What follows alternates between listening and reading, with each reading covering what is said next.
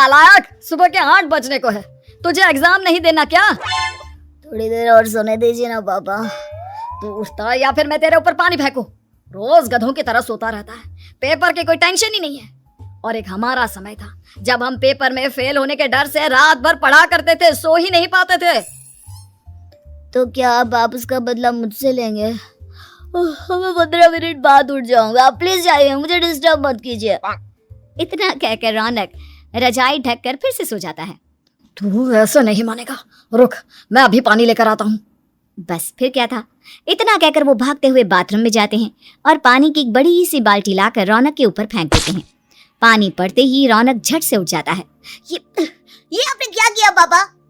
अब तो उठेगा नहीं तो यही करना पड़ेगा ना। वैसे थैंक्स डैड, आपके कारण ना अब मुझे नहाने की भी जरूरत नहीं पड़ेगी। चलिए अब आप माँ से बोलकर मेरे कपड़े निकलवा दीजिए, तब तक मैं ब्रश कर लेता हूँ। वैसे कल ना आप एक काम और करना, नहलाने के साथ साथ मुझे ब्रश भी करवा देना। ये ब्रश करने में ना मुझे बहुत आलस आता है। रौनक की बातों से अरविंद का मुंह खुला का खुला रह जाता है। वो अपनी पत्नी कमला के पास जाता है और रौनक की हरकतों के बारे में बताता है, जिसे सुन उसकी पत्नी हंसने लगती है। तुम अपने बेटे को समझाने के बजाय हंस रही हो। रौनक बच्चा है, धीरे धीरे सुधर जाएगा, आप क्यों उसके पीछे पड़े रहते हो? अभी नहीं सुधरेगा तो कब सुधरेगा? 10वीं क्लास में है रौनक, वो अब कोई बच्चा नहीं रहा। अरविंद की इतना बोलते ही वहाँ रौनक भी आ जाता है। क्या डैड, मैंने आपको एक काम दिया था, वो भी नहीं हुआ आपसे। अरे क्या हुआ बेटा? माँ, मैंने डैड से बोला था कि वो आपको बोलकर मेरे स्कूल की यूनिफॉर्म निकाल दे, लेकिन मेरे पीछे पड़ने के अलावा इनसे एक काम ढंग से नहीं होता।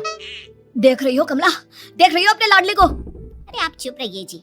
चलो बेटा, मैं तुम्हें कपड़े निकाल कर दे देती हूँ बस। ऐसे ही साल पर साल बीतते जाते हैं, लेकिन रौनक के रवैये में कोई बदलाव नहीं आता। वो पहले से भी ज्यादा आलसी और पूरी तरह अपने माता पिता पर निर्भर हो जाता है। 2 साल बाद पता नहीं कहाँ गायब रहता है पूरे दिन, अब तक तो आ जाना चाहिए था। अरे आप इतनी फिक्र क्यों कर रहे हैं उसकी? दोस्तों के साथ खेल रहा होगा, आ जाएगा अभी। ये कोई टाइम है खेलने का? 10 बजने वाले हैं, इतनी रात में कौन खेलता है? कमला कुछ कहती उससे पहले ही रौनक वहाँ आ जाता है। मम्मी जल्दी से खाना लगा दो, बहुत भूख लग रही है। तुम्हें तब तक खाना नहीं मिलेगा जब तक तुम बता नहीं देते कि इतनी रात गए कहाँ से आ रहे हो। ओह प्लीज डैड, अब आप एसी पे प्रद्युमन बनकर मेरे सर पर बंदूक लेकर मत बैठ जाना। अपनी फालतू की बकवास बंद कर और बता कहाँ से आ रहा है। माँ अब समझाइए ना डैड को। बता देना बेटा, इनको भी तसल्ली हो जाएगी। आप बोल रही हैं तो बता देता हूँ, मैं दोस्तों के साथ मूवी देखने गया था, इसलिए देर हो गई। तू इन सब चीजों में मेरे पैसे उड़ाता है? कभी 1 रुपया कमाने के बारे में सोचा है तूने? जब देखो हवा की तरह पैसे उड़ाता रहता है। माँ अब आप इन्हें चुप करा दीजिए, वरना ना मुझे गुस्सा आ जाएगा। अच्छा क्या कर लेगा? बता ना क्या कर लेगा तू? वैसे बात तो ठीक ही है, मैं कर ही क्या सकता हूँ, पैसे तो फिर भी मैं आपसे ही मांगूंगा ना। चलिए अब ये सब बात छोड़िए और मम्मी मेरे लिए खाना लगा दीजिए। अभी लगा देती हूँ बेटा। मैं बता रहा हूँ कमला, एक दिन ये ऐसे ही बिगड़ जाएगा। ओफो, आप क्यों इतना पीछे पड़े रहते हो मेरे बच्चे के? बात की बाद में देखेंगे, अभी आप शांति से उसे खाना खाने देंगे। अगले दिन डैडी मुझे 10,000 रुपए चाहिए। हाँ? अब इतने पैसे क्यों चाहिए तुझे? डैड अब बिना सवाल किए कभी पैसे नहीं दे सकते क्या? जब तक तू बताएगा नहीं तुझे पैसे भी नहीं मिलेंगे। अरे अब आप अपने बेटे को पैसे भी नहीं दे सकते? नालायक, तेरी उम्र के लोग नौकरी करते हैं और एक तू है जो नौकरी करने का नाम ही नहीं लेता कभी। आप लोगों के होते हुए भला मैं नौकरी क्यों करूं? अरे हम कब तक पैसे देंगे तुझे? तुझे भी तो अपने पैरों पर खड़ा होना होगा ना। कौन सा उधार के पैरों पर खड़ा हूँ? अपने ही तो पैरों पर खड़ा हूँ मैं। इसी तरह रौनक दिन प्रतिदिन लापरवाह होता जाता है। उसकी लापरवाही को देखते हुए अरविंद और कमला अपने बेटे की शादी कराने का फैसला लेते हैं और 1 महीने के अंदर अंदर ही रौनक की शादी मेघा नाम की लड़की से करा देते हैं। शादी के कुछ दिन बाद, रौनक मुझे एक अच्छी सी साड़ी चाहिए, आप ला दोगी ना?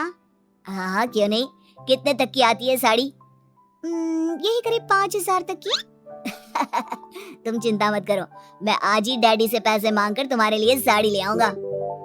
आप कब तक ऐसे ही अपने पापा से पैसे मांगते रहेंगे? कोई अच्छी सी नौकरी क्यों नहीं कर लेते आप? अरे डैड के होते हुए मुझे नौकरी करने की जरूरत ही क्या है? पर आप ऐसे कब तक उनसे पैसे मांगते रहेंगे? कुछ आपको अपने दम पर भी तो करना होगा ना। अब तुम भी बाकी लोगों की तरह मुझे ज्ञान देना शुरू मत कर देना। साड़ी चाहिए ना तुम्हें, मिल जाएगी बस। इतना कहकर रौनक अपने पिता से पैसे मांगने चला जाता है। डैडी मुझे 5,000 रुपया चाहिए। अब 5,000 क्यों चाहिए तुझे? वो मेघा को साड़ी चाहिए थी। अरविंद आगे बिना कुछ कहे चुपचाप उसे पैसे निकाल कर दे देता है। कुछ दिन बाद तुम्हें नहीं लगता कमला, रौनक हम पर पहले से भी ज्यादा डिपेंड हो गया है? मुझे तो अब उसके भविष्य की चिंता होने लगी है। कल को हमें कुछ हो गया तो वो क्या करेगा? काश तुमने पहले ये सोच लिया होता तो आज हमारा बेटा इतना लापरवाह नहीं होता। तब मुझे कहाँ पता था कि मेरा लाड प्यार उसे इतना बिगाड़ देगा कि वो इस हद तक लापरवाह बन जाएगा। कोई बात नहीं, अभी भी देर नहीं हुई। मुझे पता है उसे कैसे सुधारा जा सकता है। कैसे? अरविंद कुछ कहता उससे पहले रौनक वहां आ जाता है और पैसों के लिए हाथ फैलाने लगता है। डैड मैं और मेघा बाहर घूमने जाना चाहते हैं। अरे वाह, ये आज सूरज कहाँ से निकला है? Dad please. अच्छा चलो अब मुद्दे की बात करो। मुझे अब 25,000 चाहिए। अब तुम्हें 1 रुपया भी नहीं मिलने वाला। अगर तुम्हें पैसों की इतनी ही जरूरत है तो कोई ढंग की नौकरी कर लो। मम्मी आप कुछ कहिए ना डैड को। बेटा वो गलत क्या बोल रहे हैं? ये सब हम तेरे भले के लिए ही तो कर रहे हैं। मम्मा मैंने बताया ना आपको, मुझे नहीं करनी कोई जॉब वॉब। तो ठीक है, निकल जाओ हमारे घर से। तुम्हारे जैसे लोगों के लिए मैंने ये घर खड़ा नहीं किया है।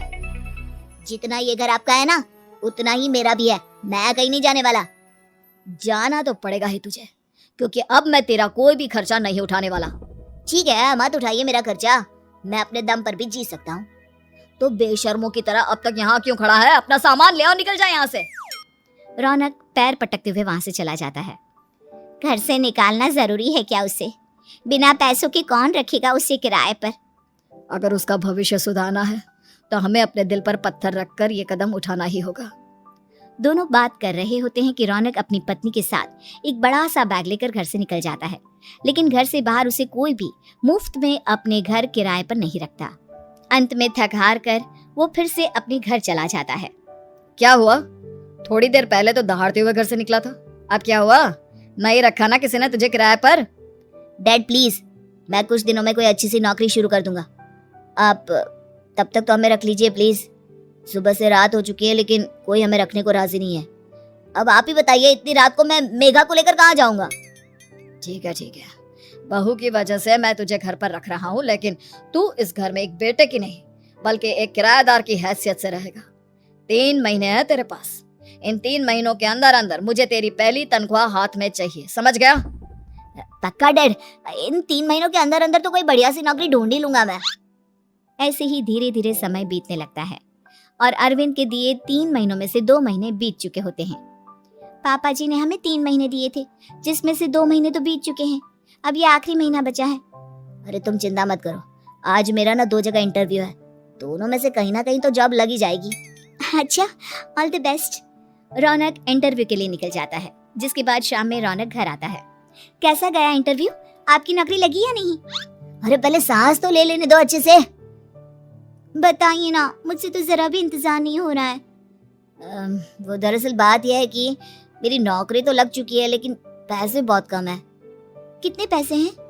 15,000। इतने में अरविंद और कमला मिठाई का डिब्बा लेकर आ जाते हैं। बधाई हो बेटा। हम जानते थे तेरी जॉब जरूर लगेगी। लेकिन मेरी सैलरी बहुत कम है मम्मा।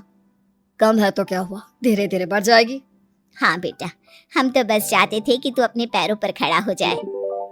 मतलब अब आप मुझे घर से नहीं निकालेंगे? नहीं, ये सब हमने तुझे जिम्मेदार इंसान बनाने के लिए किया था। थैंक यू मम्मी पापा, अगर आप दोनों ऐसा नहीं करते तो मुझे कभी अपनी जिम्मेदारियों का एहसास तक नहीं होता। आज आपने मुझे सिखा दिया कि इंसान का अपने पैरों पर खड़ा होना भी जरूरी होता है। इतना कहकर रौनक झट से अपने माता पिता के गले लग जाता है और अपनी कमाई की पहली तनख्वाह वो अपने माता पिता के हाथ में सौंपता है। इस तरह रौनक एक गैर जिम्मेदार व्यक्ति से एक जिम्मेदार व्यक्ति